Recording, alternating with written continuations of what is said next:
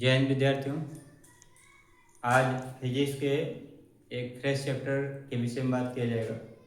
Chapter है force and law of motion. Force अर्थात बल एंड लॉ ऑफ मोशन और गति के नियम, अर्थात इसमें बल क्या होता है और वस्तु जब गति करता है तो किस नियम के अनुसार गति करता है। ये दो चैप्टर में दो टॉपिक है। आज के क्लास में हम लोग केवल ये पढ़ेंगे कि फोर्स क्या होता है, ठीक है। फोर्स क्या होता है और फोर्स कितने प्रकार का होता है, ये दो चीज़ों को पढ़ा जाएगा। फिर उसके बाद जो है जब ये अच्छी तरह से पता चल जाएगा तो तब हम लोग लॉ ऑफ मोशन पढ़ेंगे कि लॉ ऑफ मोशन क्या होता है। तो आइए हम लोग जानते हैं कि फोर्स क्या होता है। क्वेश्चन बनता है कि फोर्स क्या है, व्हाट इज फोर्स।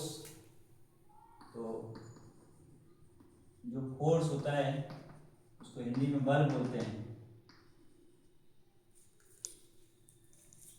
इसको डिफाइन कैसे करते हैं, तो बल वह बाह्य कारक होता है जो वस्तु की स्थिति बदल दे या बदलने का प्रयास करता है यानी प्रयत्न करता है। तो बल क्या होगा, बल वह बाह्य कारक है, इसको आउटर फैक्टर बोलते हैं। बल वह बाह्य कारक है जो किसी वस्तु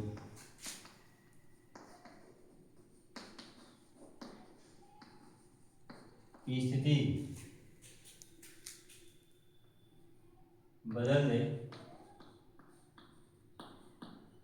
या बदलने का प्रयत्न करें।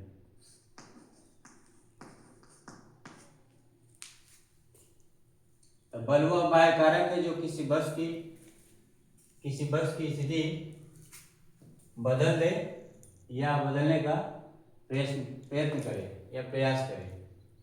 अब देखिए यहाँ स्थिति बदल जाए, स्थिति कैसे परिवर्तित होती है। स्थिति परिवर्तन, स्थिति परिवर्तन कैसे होता है। देखिए पोजीशन, मोशन वाले चैप्टर में बताया गया था कि पोजीशन क्या होता है, यानी वस्तु की दो अवस्थाएं होती हैं, दो स्थितियां होती हैं। या तो वस्तु विरामावस्था में यानी स्थिर है, अब उसको गतिशील करना है। दूसरा वस्तु गति अवस्था में है, उसको विरामावस्था में लाना है। और एक होता है वस्तु गतिशील है और उसकी गति में ही परिवर्तन कर देना है। ये तीन कंडीशन बनते हैं। स्थिति परिवर्तन जो है क्या होता है, अब बस की स्थितियां लिखा जाए तो पहला विरामावस्था में है, विरामावस्था यानी स्थिति हो गया विरामावस्था। तो स्थिति में परिवर्तन क्या होगा, गति अवस्था हो गया, गति अवस्था। दूसरा गति अवस्था है, गति अवस्था ये किसमें परिवर्तित हो जाए, विरामावस्था में। तीसरा गति अवस्था से गति अवस्था में, गति अवस्था से गति अवस्था में ये स्थिति परिवर्तन है। ये इसका एनालिसिस किया जा रहा है। देखिए बहुत आसान काम है कि बल की परिभाषा को एक सेंटेंस है छोटा सा, कि बल वह बाह्य कारक है जो किसी वस्तु की स्थिति को बदल दे या बदलने का प्रयास करे। ये बहुत आसान काम है, आसानी से इसको याद रख सकते हैं आप लोग। बट ये रटने से काम आएगा नहीं, आपको क्वेश्चन करना है न्यूमेरिकल, जैसा कि मोशन वाले में आप न्यूमेरिकल सॉल्व कर चुके हैं। कई बार बच्चे को सारे डेफिनेशन याद होता है, उसका मात्रक याद होता है, मात्रक कन्वर्ट करना भी आता है, फिर भी क्वेश्चन नहीं कर पाता है क्योंकि वो उसको रटा होता है। यहाँ रटने की जरूरत नहीं है, आप कुछ शब्दों को समझेंगे जो विज्ञान की शब्दावली है उसी को समझ लेंगे डिटेल में। अपने दैनिक जीवन से जोड़कर देखिए इन सारे टॉपिक्स को, कहाँ पे इसका उपयोग होता है। आपको किताब खोलने की जरूरत नहीं पड़ेगी, आप बस सोच कर, क्योंकि ये घटनाएं हमेशा घटित होती हैं। तो बल वह अपाय कारक है, अभी आउटर फैक्टर कुछ भी हो सकता है जो बस की स्थिति बदल दे, स्थिति परिवर्तन, स्थिति बदल दे, स्थिति परिवर्तित कर दे। मतलब स्थिति परिवर्तित कैसे हो रहा है, बस की स्थिति क्या है और बदलेगा किसमें। तो बस की स्थिति है, पहला विरामावस्था है, गति अवस्था में हो जाए, गति अवस्था में तो विरामावस्था में हो जाए। विरामावस्था का मतलब जैसे मान ली साइकिल स्थिर है, या आप बैठे हुए हैं, या एक जगह आप ठहरे हुए हैं, तो उस समय विरामावस्था में होंगे। आपने दौड़ना स्टार्ट कर दिया या चलना स्टार्ट कर दिया, तो किस अवस्था में हो गए, गति अवस्था में। तो विरामावस्था से गति अवस्था में परिवर्तन होने का कारण या बाह्य कारक वो क्या है, बल है। तो बस तो विरामावस्था से गति अवस्था में होगा, क्यों होगा, बल के कारण। गति अवस्था से विरामावस्था में आप पैदल चल रहे हैं, साइकिल से चल रहे हैं, मोटरसाइकिल से चल रहे हैं, कार से चल रहे हैं, ब्रेक लगा देने के बाद या साइकिल पे बल लगाना छोड़ दें, साइकिल कुछ समय पश्चात विरामावस्था में आ जाएगी। ध्यान रखिएगा, साइकिल पे बल लगाना है, बाह्य बल लगाना छोड़ दें तो विरामावस्था में आ जाएगी। तो वहाँ भी गति परिवर्तित हो रहा है, विरामावस्था में तुरंत नहीं आ जाती है। ब्रेक लगा दें विरामावस्था में आ जाएगी। गति अवस्था से वस्तु विरामावस्था में आएगी कब, उस पर बल लगेगा। गति अवस्था से विरामावस्था में, अब गति अवस्था से गति अवस्था, यानी गति अवस्था क्या होगा, पहला यदि कम है तो गति क्या हो जाएगी, अधिक हो जाए। दूसरा अगर अधिक है तब क्या हो जाएगी, कम हो जाए। कम से अधिक होना, कम का मतलब प्रारंभिक वेग कम है और अधिक हो गया, जैसे पैदल चलते हुए हैं, दौड़ना शुरू कर दी। तो जब पैदल चल रहे होते हैं उस दशा में वेग आपका कम होता है, या साइकिल को अपने हाथ में पकड़कर जब चल रहे होते हैं उस दौरान बस का वेग, साइकिल का वेग कम होगा। मोटरसाइकिल को पीछे से धक्का दे रहे हैं उस समय उसका वेग क्या होगा, कम होगा, और वह इंजन चालू करने के पश्चात वो गति करने लगे तो उसका वेग क्या हो जाता है, अधिक हो जाता है। तो कम से अधिक हुआ, इसमें भी कौन सा फैक्टर काम करेगा, वो आउटर फैक्टर क्या है, फोर्स है। उस आउटर फैक्टर को फोर्स कहा गया है। अधिक है, अधिक से कम हो गया। जैसे आप बताया अभी साइकिल पे बल लगाना छोड़ दिए, विरामावस्था में आती है, धीरे धीरे उसका वेग कम होने लगता है। बस को ऊपर फेंक देंगे, इसका वेग धीरे धीरे क्या होता है, कम होने लगता है। तो यहाँ भी क्या हो रहा है, बल लग रहा है, अर्थात वस्तु की गति में परिवर्तन, स्थिति में परिवर्तन क्या कहलाएगा, बल। बस की स्थिति में परिवर्तन होने का कारण ही फोर्स है। यानी इसका मतलब ये कि मोशन जब हम पढ़ रहे थे कि कोई वस्तु विरामावस्था से उसका इतना वेग प्राप्त हो गया, या एक क्वेश्चन पढ़ा गया था उसमें कि जब किसी बस को हम ऊपर फेंकते हैं, किसी बस को ऊपर हम फेंकते हैं किसी वेग से, तो उसमें मंदन उत्पन्न होता है, यानी धीरे धीरे उसका वेग क्या होता है, कम हो जाता है। वेग परिवर्तन हो रहा है मतलब फोर्स लग रहा है। फोर्स तो वहाँ भी लग रहा था, हम लोग को आइडिया नहीं था, हम सोच नहीं पा रहे थे क्या होता है, वह चीज़ इसमें है। यानी पिछला चैप्टर आपको रिलेट करेंगे, रिलेट क्या कैसे किया जाएगा, जो भी बताया गया कि बल की परिभाषा रटने से समझने में क्या फर्क पड़ता है। एक लाइन का था, 1 मिनट लगा, लिख लिए, आप याद कर लिए, काम खत्म हो जाएगा। क्यों हमको आज केवल फोर्स और फोर्स के प्रकार पढ़ने की जरूरत है? इसलिए देखिए यहाँ पे यह स्थिति जब परिवर्तन बर्स्ट की स्थिति बदल जाए, यानी इसमें जो आउटर फैक्टर है जिसको हम फोर्स कर रहे हैं उसकी स्थिति बदल जाए, तो स्थिति परिवर्तन इस तरह से हुआ, ये कंडीशन बनेगी। ये क्वेश्चन में सब दिया रहेगा। इस सभी दशाओं में फोर्स काम करता है। जैसे भी बताया, साइकिल चला रहे हैं, बल लगाना छोड़ दिए, साइकिल धीरे धीरे उसकी गति कम होती जाती है, अर्थात उसमें मंदन होता है, ऋणात्मक त्वरण उत्पन्न होता है, एट लास्ट वह विरामावस्था में जाती है। तो बल लगाना छोड़ दिए, ब्रेक भी नहीं लगाए आप, फिर भी वह विरामावस्था में आ जा रही, इसका मतलब ये हुआ कि पहिए पर और सड़क के बीच कोई ना कोई फोर्स काम कर रहा है, तभी उसकी गति में परिवर्तन हो रहा है।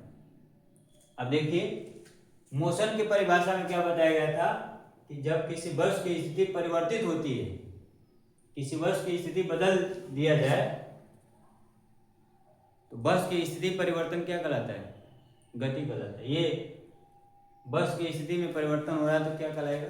गति कहलाता है। अर्थात जब वस्तु गतिशील होती है तो विदाउट फोर्स का वो गति नहीं कर सकती, या गति में जब परिवर्तन होता है तो विदाउट फोर्स का वह नहीं कर सकते। तो वस्तु की गति में परिवर्तन यानी वस्तु के गतिशील होने का कारण क्या था? फोर्स था। तो हम लोग इसके पहले जो है केवल मोशन के बारे में पढ़े, उसके कारण के बारे में नहीं जाने कि वस्तु करने का कारण क्या है, वस्तु की गति करने का कारण क्या है। तो केवल जब हम केवल उसके मूवमेंट के बारे में स्टडी करते हैं, उसको प्योर डायनेमिक्स बोलते हैं, शुद्ध गति। और जब उसके वस्तु के गति के कारण पढ़ना शुरू कर देंगे, किस कारण से वो गति हो रहा है, उसको डायनेमिक्स बोलते हैं, यांत्रिकी। इसको ध्यान रखना होगा। मैकेनिक्स को दो हिस्सों में बांटा गया, प्योर डायनेमिक्स और डायनेमिक्स। तो अब आपको याद क्या रखना होगा, पीछे जितनी चीजें पढ़ा गया है उसमें सब में आप खोजेंगे कि फोर्स कितना काम कर रहा था। अभी हम लोग ये पढ़ रहे हैं कि फोर्स क्या होता है, फिर हमें ये भी जानने की जरूरत होगा कि फोर्स कितना काम कर रहा है। एग्जाम्पल के तौर पे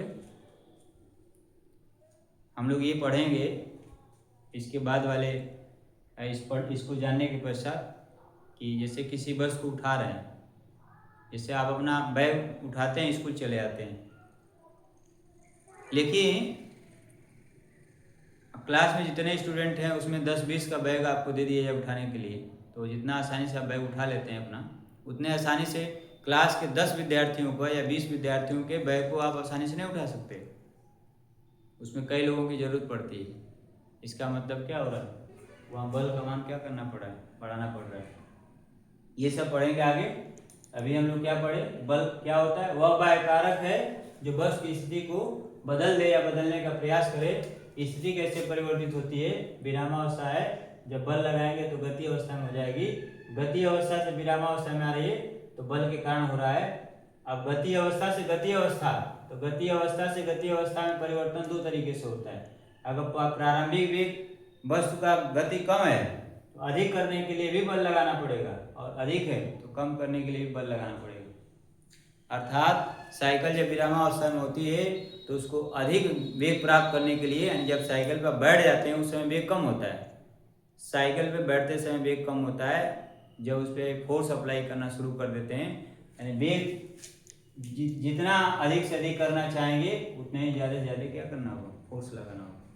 एक कंडीशन ये। दूसरा, जब साइकिल पे बल लगाना बंद कर देते हैं तो आपको अभी बताया गया कि जब साइकिल उस समय वेग अधिक होता है और कुछ समय पश्चात उसका वेग क्या होता है, कम होता है, या ब्रेक लगा देते हैं तो उसका वेग कम हो जाता है। ऐसे कई कंडीशंस हैं जो आपको दैनिक जीवन में हमेशा यूज होता है, तो ध्यान रखना होगा। इस सब में बल आउटर फैक्टर है, बाह्य कारक। अब बल कितने प्रकार का होता है? एक्चुअल में बल जो है दो प्रकार का होता है।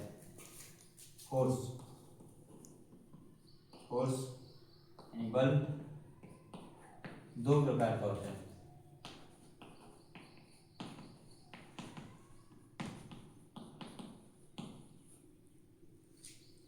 बल जो दो प्रकार का, कौन कौन सा?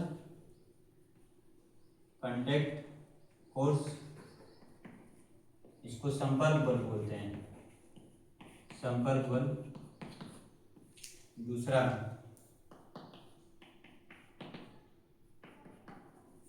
नॉन कांटेक्ट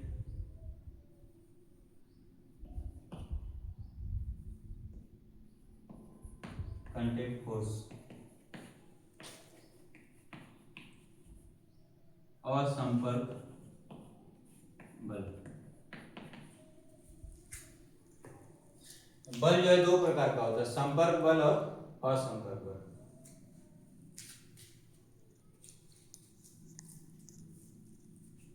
अब संपर्क बल क्या होता है?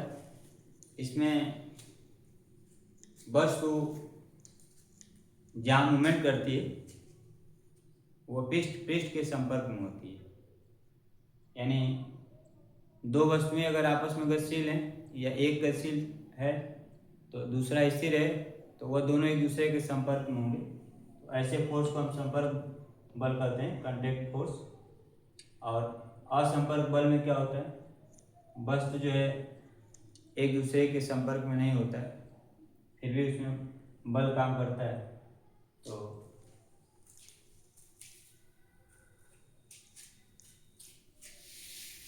इसको डिफाइन कैसे करेंगे?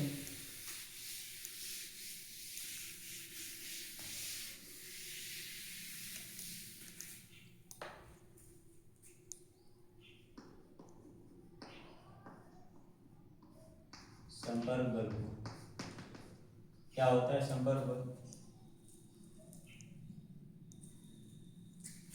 वे बल जो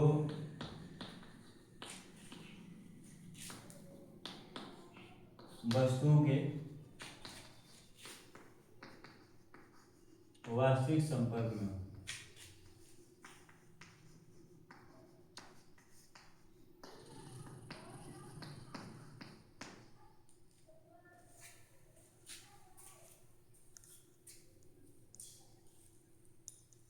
वास्तविक संपर्क के कारण वे बल जो वस्तुओं के वास्तविक संपर्क के कारण कार्य करते हैं,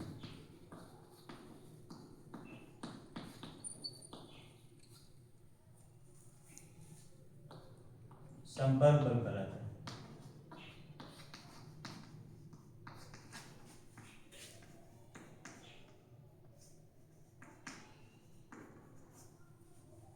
जैसे संपर्क बल के कौन कौन से उदाहरण हैं? जैसे घर्षण बल,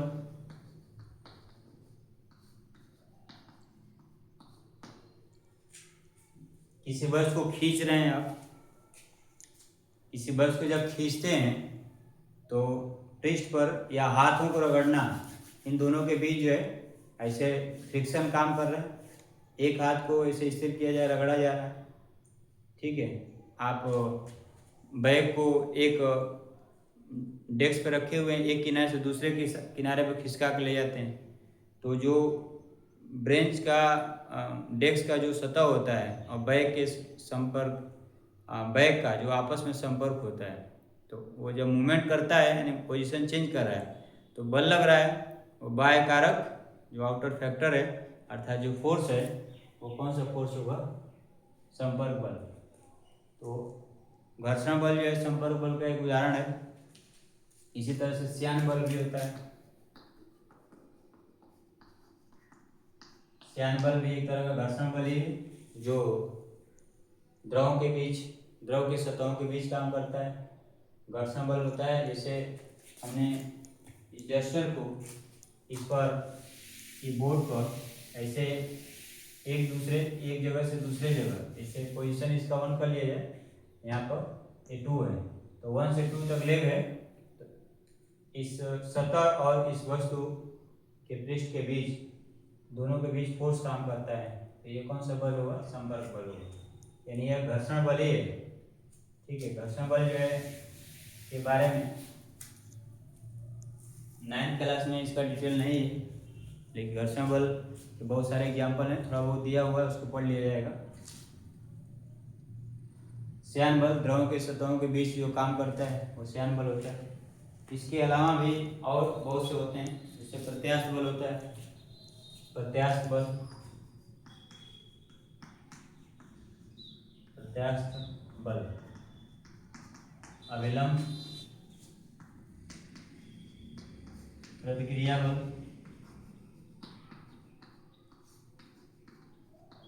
अविलंब प्रतिक्रिया प्रत्यास्थ क्या होता है? प्रत्यास्थ बल में भी संपर्क, एक बस जिससे रबड़ को खींचा जाए, खींचने पर उसकी लंबाई बढ़ जाती है, फिर इसको जब छोड़ा जाए, बल हटाया जाए तो प्रारंभिक स्थिति में आ जाएगी। ठीक है, तो ये बस का गुण जो है प्रत्यास्थ, उसमें जो फोर्स काम करता है वो डिफार्मिंग फोर्स होता है, वही प्रत्यास्थ बल काम करता है। अविलंब प्रतिक्रिया क्या होता है? जैसे आप किसी कुर्सी पे बैठते हैं या मेज पर बैठते हैं, तो मेज द्वारा जो है आपके भार के बराबर बल उस पर काम करता है, और मेज भी उतना ही बल लगाता है ऊपर की तरफ, भार नीचे काम करता है और प्रतिक्रिया बल ऊपर काम करता है, उसी को अविलंब प्रतिक्रिया बोलते हैं। जैसे यहाँ एक टेबल है, इस पर एक m द्रव्यमान की वस्तु रखा गया है, इसका भार जो है काम करेगा नीचे mg, और प्रतिक्रिया r काम करता है ऊपर, यही जो है रिएक्टिव फोर्स होता है। ठीक है, प्रतिक्रिया बल होता है, अविलंब प्रतिक्रिया बल इसी को बोला जाता है। ये दूसरे एक पृष्ठ के अविलंब बहुत काम करता है हमेशा, इसीलिए उसको अविलंब प्रतिक्रिया या केवल प्रतिक्रिया बल भी कर सकते हैं। ये सब जो है बल, संपर्क बल के उदाहरण है। असंपर्क बल क्या होता है? असंपर्क बल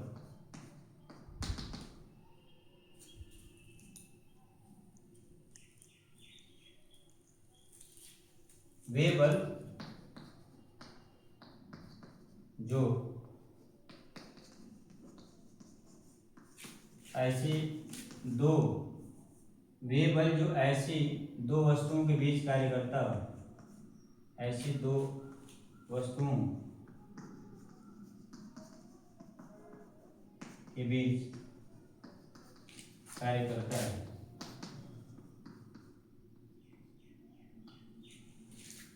जो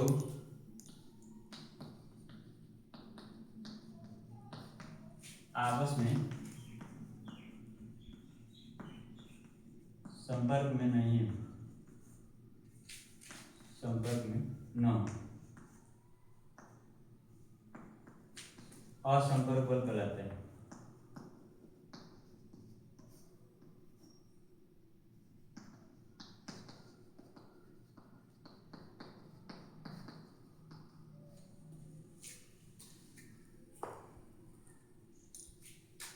वे बल जो ऐसी दो वस्तुओं के बीच कार्य करता हो, जो आपस में संपर्क में न हो, असंपर्क बल कहलाता है। इसमें कौन कौन से बल आ जाएंगे? जैसे गुरुत्वीय बल,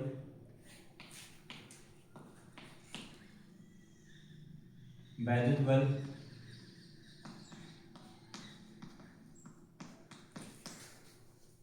चुंबकीय बल,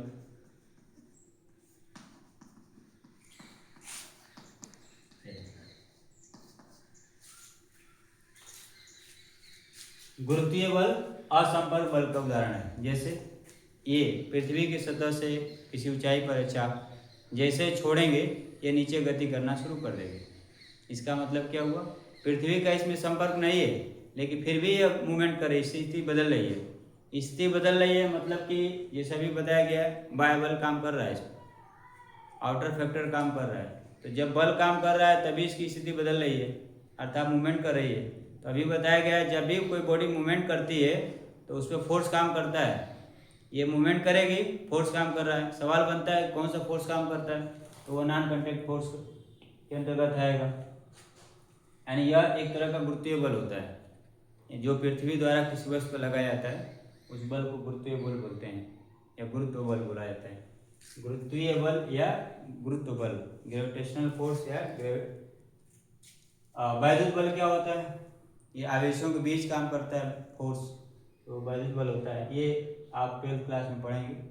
चुंबकीय बल क्या होता है, चुंबकीय बल, चुंबक, आप चुंबक का देखे होंगे एग्जाम्पल, एक चुंबक दूर होता है, दूसरे चुंबक को खींच लेता है, वो दूर पे ही खींच लेता है। एक चुंबक दूसरे चुंबक को अपने तरफ आकर्षित करता है, ठीक है, या एक चुंबक है, दोनों का पोल पे डिपेंड करता है, वह विपरीत ध्रुव है तो विपरीत ध्रुवों में प्रतिकर्षण होता है। तो आप देखेंगे एक उसके क्षेत्र उसके पास जब जाता है, उसके फील्ड में जाएगा तो मूवमेंट वह दूर खिसक जाता है, यानी वो प्रतिकर्षित हो जाता है। यानी इसमें दोनों चुंबक है आपस में संपर्क में नहीं है, फिर भी क्या होता है, बल लगता है। तो चुंबकों के बीच लगने वाला बल चुंबकीय बल, आवेशों के बीच लगने वाला बल या आवेशित वस्तुओं के बीच लगने वाला बल वैद्युत बल। और पृथ्वी बस किसी वस्तु को अपने तरफ खींचती है तो उसको, उस बल को गुरुत्वीय बल कहा जाता है। तो गुरुत्व बल के बारे में हम लोग आगे पढ़ेंगे इस चैप्टर के बाद। देखिए वैद्युत और चुंबकीय बलों के बारे में आपको इंटरमीडिएट में पढ़ना है। पहले जो है इन बलों के बारे में 10th क्लास में पढ़ना था, बट अभी नहीं पढ़ना है, अभी इंटरमीडिएट में पढ़ना है। आउट ऑफ सिलेबस हो गया, एनसीईआरटी के सिलेबस से बाहर है। तो ये था हम लोगों का बल के प्रकार। अब ये चीजें जो है 9th की बुक में ये नहीं मिलेगा कि बल के दो प्रकार, कांटेक्ट और नॉन कांटेक्ट फोर्स। वहाँ क्या मिलता है, वहाँ भी दिया है कि बल दो प्रकार के होते हैं, एक वहाँ नाम दिया है संतुलित बल और असंतुलित बल। अब यहाँ पे आप लोग थोड़ा सा ध्यान दीजिएगा कि वास्तव में बल के दो प्रकार यही होते हैं, संपर्क और असंपर्क बल। और पूरे फिजिक्स में इन्हीं बलों के बारे में पढ़ना है, कुछ संपर्क बल के बारे में, कुछ असंपर्क बल के बारे में पढ़ना है, फिर उसका डिटेल पढ़ना है। जो संतुलित और असंतुलित दिया है कि बल दो प्रकार के होते हैं, संतुलित बल और असंतुलित बल, वे दोनों प्रकार कब उत्पन्न होते हैं, कब उसको कहा जाता है, तो जब किसी वस्तु पर कई सारे बल लगाए गए हों और लगाए गए बल के बाद वस्तु की स्थिति दो तरीके से होती है। एक तो बहुत सारे बल लगाए जाए और उसकी स्थिति में कोई परिवर्तन नहीं होता है, वह एक कंडीशन बनता है। और एक वस्तु पर फोर्स अप्लाई किया जाए, उसकी स्थिति में परिवर्तन हो जाता है, एक कंडीशन वो बनता है। इन दोनों के आधार पे, यानी किसी वस्तु पर लगाए गए बल के आधार पे बलों का वर्गीकरण किया जाए तो दो प्रकार का होता है, एक को संतुलित बल बोलते हैं, एक को असंतुलित बल बोलते हैं। संतुलित बल में क्या होता है, किसी वस्तु पर लगाए गए समस्त बलों का परिणामी शून्य होगा। जैसे इस दीवार को हम धक्का दे रहे हैं, बहुत सारे लोग धक्का दे रहे हैं, अगर यह दीवार विस्थापित नहीं होती है, यानी कि स्थिति में परिवर्तन नहीं होता है, इस पर लगाए गए बल संतुलित बल है। और यदि किसी वस्तु पर बहुत सारे बल लगाए जा रहे हैं, वस्तु की स्थिति परिवर्तित हो जा रही है, तो वह असंतुलित बल होगा। इसमें बस इतना ही जानना है, इसका एप्लीकेशन, इस पे जो क्वेश्चंस बनते हैं, और रियर केस में इसमें आपके सिलेबस का हिस्सा होगा। यही जो है आप डिटेल में एक्सप्लेनेशन करेंगे 11th क्लास में। इसलिए अभी हम लोग क्या जानेंगे, इसको मैथमेटिकल, कि किसी वस्तु पर लगाए गए बल के आधार पर, किसी वस्तु पर लगाए गए बल के आधार पर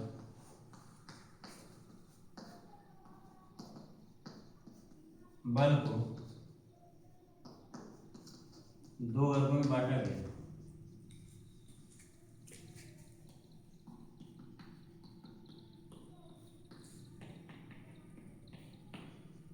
पहला संतुलित बल,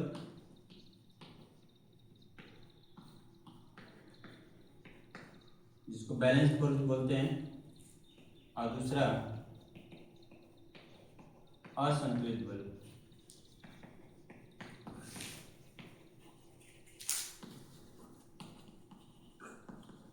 बैलेंस फोर्स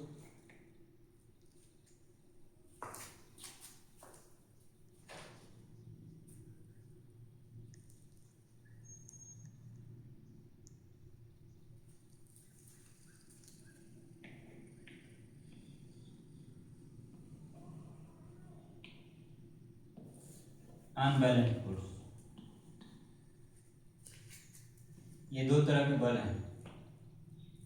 संतुलित बल क्या होता है?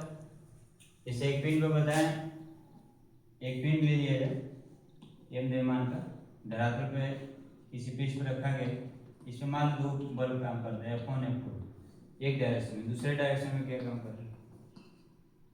F3 F4 F5। इन दोनों बलों का परिणामी यदि शून्य हो, यानी सभी बलों को जोड़ा जाए, तो F1 प्लस F2 प्लस, अब F1 प्लस F2 दोनों को जोड़ा जाए तो ये इधर है, ये इधर है, ठीक है। तो ये जब इधर है, इधर विपरीत दिशा में, इसको जोड़ेंगे तो ये हो जाएगा -F3। इसी डायरेक्शन में, अगर इस डायरेक्शन में लिया जाए तो -F3 और फिर -F4 -F5 बराबर 0। या सीधे सीधे कहें कि इस पिंड पर इतने बल काम कर, उसका परिणामी क्या होगा? शून्य होगा। परिणामी शून्य कब होगा? जब इसका विपरीत होगा। या इसको लिख सकते हैं F1 प्लस F2, ठीक है, इधर जाएगा तो पूरा माइनस हो जाएगा, ये पूरा माइनस काम लेंगे तो क्या हो जाएगा? Plus F1 plus F2 F3 F4 plus F5। ये जो बल है, ये इधर जो काम करने वाला बल है, इधर वाले बल के बराबर है, दोनों का परिणामी आएगा 0, ठीक है। ये ऊपर शून्य हो जाएगा, तो या लेफ्ट का ये जो राइट हैंड में दो फोर्स लगा F1 F2, इसका योग इधर जो F3 F4 F5 लेगा, तीनों बलों का योगफल बराबर हो जाएगा, तो इस पे जो बल काम करे वो क्या होगा? संतुलित बल होगा। एक ही तरह बहुत सारे बल अप्लाई किए जा रहे हैं। एग्जाम्पल के तौर पे आप जनरल एग्जाम्पल ले सकते हैं जो आपकी किताब में दिया है, जैसे रस्साकसी खेल। रस्साकसी खेल में क्या होता है? एक रस्सी होती है और मोटी रस्सी होती है, उसमें एक तरफ कुछ बच्चे होते हैं, दूसरे तरफ कुछ बच्चे होते हैं, दोनों बल लगाते हैं। उसमें क्या होता है? दोनों तरफ बल लगाया जाता है, दोनों में से एक तरफ के बच्चे दूसरे तरफ और दूसरे तरफ के बच्चे पहले की तरफ विस्थापित नहीं होते हैं, तो वहाँ पे उस रस्से पे जो फोर्स काम करता है वो संतुलित बल होगा। अगर एक तरफ बल हटा दिया जाए, दूसरे तरफ बच्चे गिर जाएंगे, वहाँ पे क्या होगा? वह असंतुलित बल होगा। तो यहाँ पे जो बताया गया है, यदि अब इसको दो ही फोर्स काम कर लेते हैं किसी पिंड पर, यदि किसी पिंड M पर दो बल काम करता है, F1 और F2, ठीक है, तो यहाँ दो कंडीशन होगा। यदि F1 plus F2 is equal to 0, पहला तो बैलेंस फोर्स होगा, और दूसरा यदि F1 plus F2 is not equal 0, यानी शून्य नहीं है, इसके अलावा कुछ हो सकता है, प्लस माइनस कुछ भी हो सकता है। तो यदि शून्य है तो ये बैलेंस फोर्स, अगर शून्य नहीं है तो नॉन बैलेंस फोर्स। ये संतुलित और असंतुलित का उदाहरण है। तो संतुलित बल को क्या कहेंगे? इस पिंड पर दो बल काम कर रहे थे, F1 F2, दो बल ही नहीं, जितने भी बल काम करें उस सभी का योगफल शून्य आ जाए, इसको कहते हैं रिजल्टेंट, परिणामी। परिणामी क्या होता है? जैसे एग्जाम्पल के तौर पे आप ले लें, साइकिल चला रहे हैं, पीछे से तरफ कोई धक्का खींच रहा अपने तरफ, तो साइकिल फॉरवर्ड डायरेक्शन में उसके बैकवर्ड डायरेक्शन में एक फोर्स काम करता है, यानी विपरीत दिशा में। यदि साइकिल फिर भी गतिशील है, तो साइकिल उस वेग से गतिशील नहीं है जितना फोर्स आप लगा रहे हैं। किस वेग से गतिशील होगा? तो जितना साइकिल पे बल लग रहा है फॉरवर्ड डायरेक्शन में, और उसमें से बैकवर्ड डायरेक्शन में लगे हुए फोर्स को घटाएंगे तो वो रिजल्टेंट निकलता है, परिणामी निकलता है। बताएं, आप 9th क्लास में इसका रिजल्टेंट नहीं है, आपको नहीं पढ़ना है। 11th क्लास में इसको डिटेल में पढ़ना होगा, संतुलित और असंतुलित बल को। इसमें बहुत सारे न्यूमेरिकल्स आते हैं, ये बहुत ही इंपॉर्टेंट टॉपिक है, इसलिए अभी इसको आपको ध्यान रखना होगा, साइकिल का एग्जाम्पल ऐसे देखेंगे कहाँ कहाँ पे ऐसा होता है। कई बार ऐसा देखेंगे कि सड़क पर उभरे हुए पत्थर हो, पत्थर गिरा हुआ सड़क पे, उस पर जब साइकिल चलाते हैं तो बहुत ज़्यादा बल लगाते हैं, फिर भी साइकिल गति नहीं करती। वहाँ क्या होगा? संतुलित बल। और साइकिल जितना बल लगा रहे हैं उतना साइकिल उस बल से वो गति नहीं कर रही है, इसका मतलब उसके विपरीत दिशा में भी बल लग रहा है, तो वह क्या होगा? असंतुलित बल तो होगा, लेकिन परिणामी उसका क्या होगा? बहुत कम होगा। लेकिन उससे कम बल अगर चिकने समतल सड़क पर आप फोर्स लगाते हैं साइकिल पे, तो गति उसकी ज़्यादा होती है, वहाँ पे क्या होगा? प्रतिक्रिया बल वहाँ भी लग रहा है। ठीक है, तो और एक चीज़ जान लीजिए, एक किसी भी वस्तु हमेशा 2 या 2 से अधिक बल काम करते हैं, हमेशा 2 या 2 से अधिक बल काम करते हैं। गेंद है, बताया आपको, साइकिल है, आप गति करा के छोड़ दिए, कुछ समय पश्चात विरामावस्था में आ जाएगी। इसका जिक्र मोशन वाले चैप्टर में बार बार किया गया है। स्पष्ट है कि वहाँ पे फोर्स काम कर रहा है, तो हमें ये देखना होगा कौन सा फोर्स काम कर रहा है, बैलेंस या अनबैलेंस फोर्स काम कर रहा है।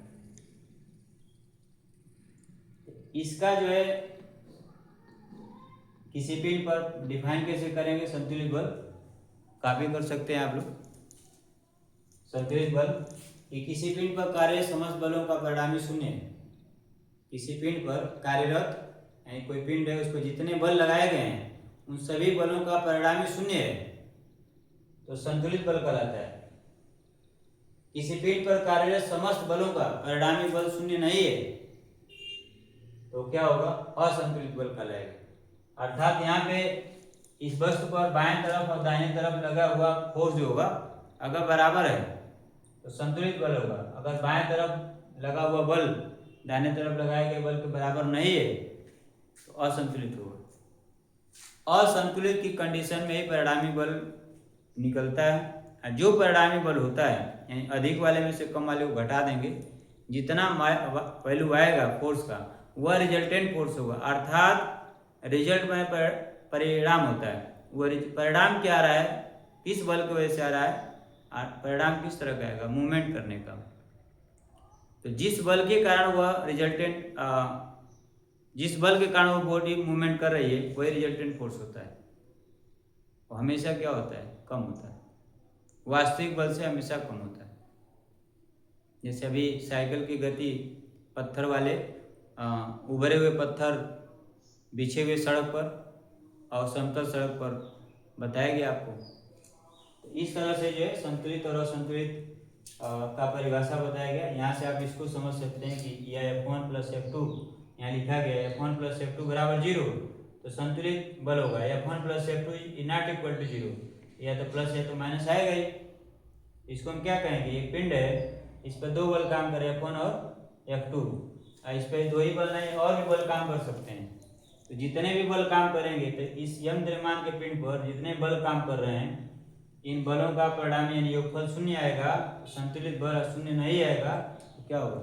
असंतुलित बल। जैसे एग्जाम्पल के तौर पे एक पिंड पर 5 न्यूटन का बल इधर लग रहा है, 5 न्यूटन का बल इधर लग रहा है, दोनों तरफ बल का मान क्या है? बराबर है, एक दूसरे से निरस्त हो जाएगा। तो परिणामी जो आएगा 5 प्लस यहाँ मान दोनों विपरीत दिशा में एक ही डायरेक्शन में है, क्या आएगा? रिजल्ट। जो यह रिजल्ट होगा वह क्या आएगा? वह शून्य आएगा, परिणामी बल शून्य है। इसलिए क्या होगा? स्पिन पर कार्य जो बल होगा वो संतुलित होगा। तो यह ध्यान रखना होगा, किसी वस्तु पर लगाए गए बलों के आधार पर बल को 2 वर्गों में बांटा गया, संतुलित और असंतुलित बल। ठीक है, तो आज की क्लास में बस इतना ही। आपको आज बताया गया बल क्या होता है। ठीक है, बहुत छोटा सा डेफिनेशन है। बल वह बाह्य कारक है जो बल बस की स्थिति को बदल देता है या बदलने का प्रयास करता है। बताया गया बल 2 वर्गों में डिवाइड किया गया, कंटेक्ट और नॉन कंटेक्ट फोर्स। संपर्क बल में दो वस्तुएं गति करती है, वो आपस में संपर्क में होती हैं। असंपर्क में एक वस्तु दूसरे वस्तु दोनों वस्तुएं आपस में संपर्क में नहीं होती हैं, फिर भी मूवमेंट कर रही होती हैं। उसके कुछ उदाहरण बताया गया, जो यहाँ लिखा भी गया है। फिर किसी वस्तु पर लगाए गए बल, यानी किसी वस्तु पर हमेशा 2 या 2 से अधिक बल काम करते हैं। अगर वो बलों का परिणामी शून्य है तो संतुलित बल, और परिणामी शून्य नहीं है असंतुलित बल होता है। इतने याद रखना है, लेकिन इसका डिटेल आपको अपने हिसाब से रखना है। जैसे फिर बताया यहाँ पे टेबल ले लिया जाए, इस पर आप खुद टेबल पर बैठे हुए हैं तो आपके का भार नीचे काम करेगा, प्रतिक्रिया ऊपर काम करेगा आर। संतुलन की अवस्था क्या होगी, इस पर संतुलित बल क्या होंगे, दोनों का योगफल शून्य होगा। यानी योगफल शून्य होने का मतलब कि आर जो है mg के बराबर, आर प्लस mg बराबर 0 होगा संतुलित के लिए, या आर बराबर माइनस mg, तो तभी जोड़ेंगे तो शून्य आएगा। तो दोनों बराबर और विपरीत होंगे, ये बताएंगे विपरीत क्यों होगा, और माइनस क्यों यूज किया जाएगा। जैसे यहाँ पे माइनस क्यों यूज किया गया है, ये आगे अगले क्लास में बताएंगे। जब इसी का अगला टॉपिक पढ़ाया जाएगा उससे में बता दिया जाएगा। अब देखिए यहाँ पे आप किसी मेज पर बैठे हुए हैं, अब आप मेज टूट नहीं रहा है, मैंने नीचे नहीं जा रहे हैं, आप मेज पर बैठे हुए हैं, तो मेज पर लगाया गया आपका भार के बराबर बल नीचे की तरफ, और जो मेज की प्रतिक्रिया है वो ऊपर की तरफ। ये दोनों बल जो है, यानी मेज पर बैठे हैं तो आप विरामावस्था में नीचे मेज नहीं जा रहा है, मेज टूट नहीं रहा है, अर्थात आप नीचे नहीं जा रहे हैं, तो वहाँ पे कौन सा बल होगा, संतुलित होगा। लेकिन जैसे आप मेज पर बैठे आप नीचे चले गए तो प्रतिक्रिया बल उसका कम हो गया, आपका भार अधिक हो गया, तो वहाँ कौन सा बल होगा, असंतुलित बल होगा। ठीक है, ऐसे बहुत सी घटनाएं होती हैं जो संतुलित और असंतुलित बल हैं। अर्थात बस एक चीज़ आपको याद रखना है कि किसी भी पिंड पर 2 या 2 से अधिक बल हमेशा काम करते हैं। बस ये देखना है कि वस्तु की कब जो है वस्तु बलों के बहुत सारे बल लगने के बाद भी वस्तु गतिशील है, और कब वो गतिशील नहीं है, ये देखना है। अगर गतिशील है तो असंतुलित बल होगा। अब सवाल बनता है कितना असंतुलित होगा, तो आप में यूज नहीं है इसका, 9th क्लास में इसका यूज नहीं है। और यदि वस्तु बैलेंस्ड है तो वो गति नहीं करेगी, उसकी स्थिति में कोई परिवर्तन नहीं होगा। तो आज की क्लास में बस इतना ही। अगले क्लास में हम लोग न्यूटन लॉ ऑफ मोशन, गति का नियम न्यूटन ने दिया था, तो न्यूटन्स लॉ ऑफ मोशन पढ़ेंगे, जो बेहद इम्पोर्टेंट चैप्टर होगा।